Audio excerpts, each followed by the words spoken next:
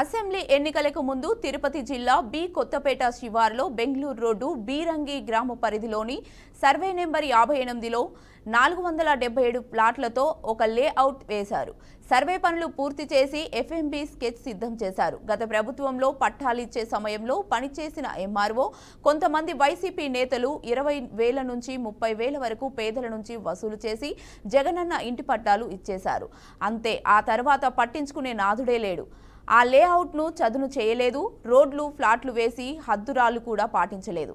ఆ తర్వాత ఆ లేఅవుట్ పైన చాలా అనుమానాలు తెరపైకి వచ్చాయి. అధికారికంగా అసలు లేనే లేదని, అందులో ఇచ్చిన ఇంటి పట్టాలు పొజిషన్ సర్టిఫికేట్లు చెల్లవని అంటున్నారు. దీంతో బాధితులు లబోదిబమంటున్నారు.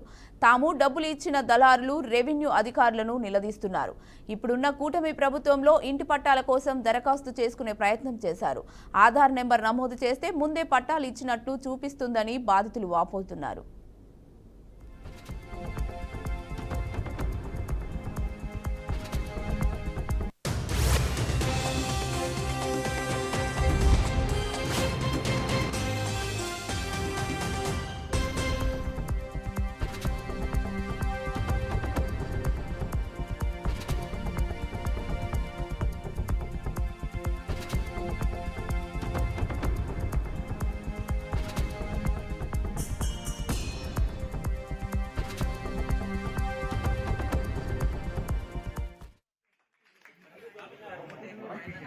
షాజమా వెళ్ళండిమా.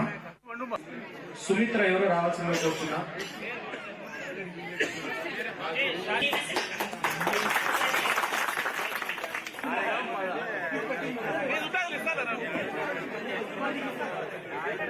ప్రతి పేరు మేమే పిలుస్తాం.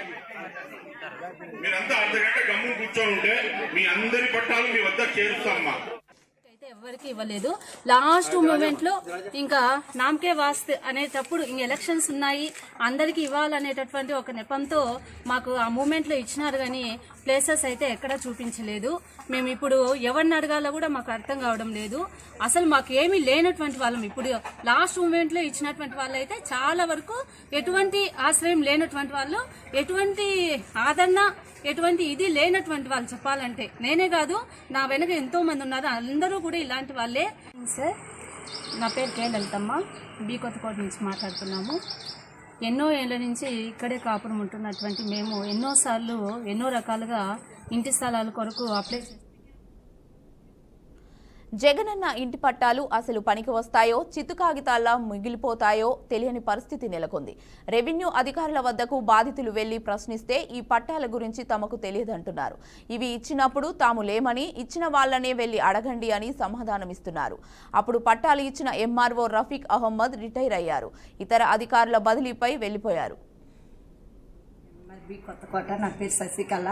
ఇంతవరకు జాగానే సీబీ లేదు సార్. పట్టా ఇచ్చినారు జగనన్న ప్రభుత్వంలో, ఇంతవరకు జాగా సీబీ లేదు. నేను ఆ చోట్ల కూడా పోయి చూసినాను. ఇప్పుడు మాడి తలుపులు పెట్టున్నారు.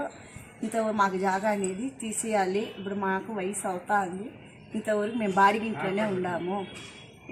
ఇదే మీరు మంచి న్యాయం చేయాలి సార్ మాకు. మీకు ఇంటి పట్టాలు ఇచ్చింది ఇంకా మీరు ఎంఆర్ఓ గారిని కలిసినారమ్మా? ఎంఆర్ఓతో కూడా పోయి అడిగినాను.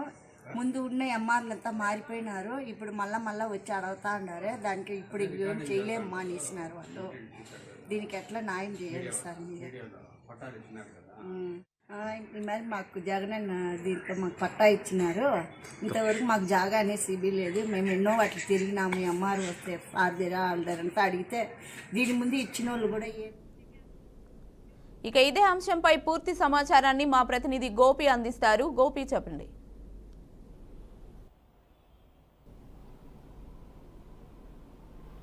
కీర్తి, మొత్తం మీద అంటే ఎన్నికలకు ముందు అంటే ఏ ప్రభుత్వం అధికారంలో ఉన్నా కూడా సరే, సహజంగా ఎన్నికల సందర్భంగా కూడా అంటే ప్రజలకు సంబంధించి సంక్షేమ పథకాలు అమలు చేసే విషయాల్లో వాటి నిర్ణయాలు తీసుకుంటూ ఉంటారు.